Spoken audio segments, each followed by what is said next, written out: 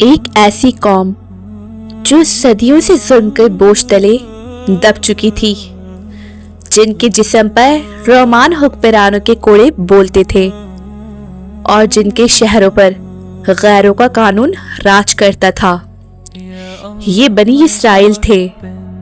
وہ لوگ جو ہر رات آسمان کی طرف ہاتھ اٹھا کر کہتے تھے، اے اللہ، اب اور صبر نہیں ہوتا، ہمیں اس ظلم سے نجات دے، ہمارے لیے کوئی رہنما بھیج۔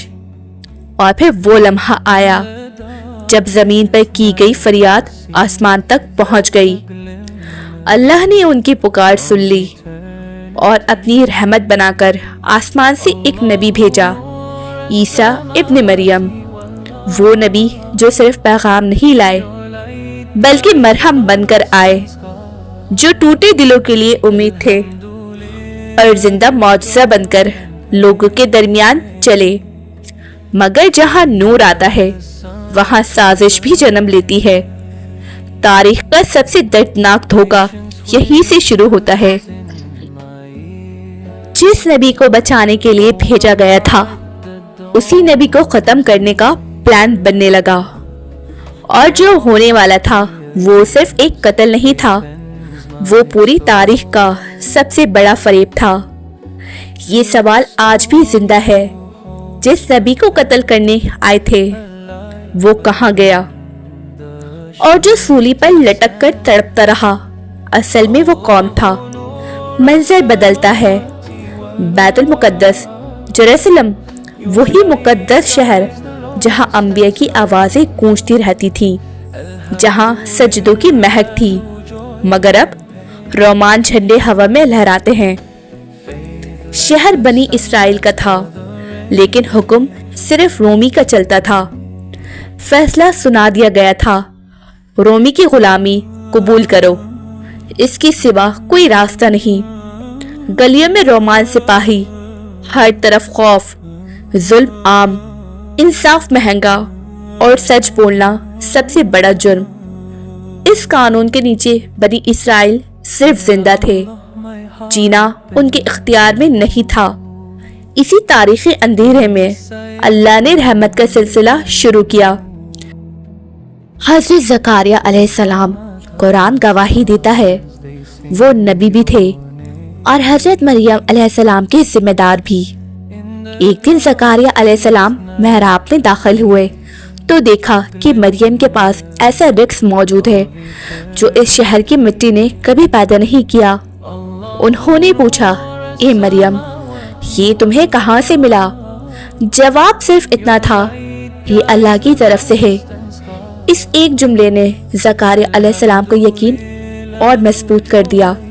انہوں نے اپنی بیوی سے ذکر کیا، پھر دعا کی، اور اللہ نے بڑھاپے میں انہیں ایک عظیم بیٹا عطا کیا، حضرت یحییٰ علیہ السلام۔ قرآن بتاتا ہے، یحییٰ بچپن ہی سے حکمت، پاکی اور تقوی کی مثال تھے، اور اسی دوران اللہ نے وہ کر دکھایا جو انسانی عقل سے پرے تھا۔ ایک دن مریم علیہ السلام کے پاس ایک فرشتہ آیا۔ وہ گھبرا گئی اور بولی، میں رحمان کی پناہ لیتی ہوں، اگر تو پرہیزگار ہے تو مجھ سے دور رہ۔ جواب آیا، میں تیرے رب کا بھیجا ہوا فرشتہ ہوں۔ پھر وہ الفاظ بولے گئے جو تاریخ کا حصہ بن گئے، میں اللہ کی طرف سے تجھے ایک پاک بیٹی کی خوشخبری دینے آیا ہوں۔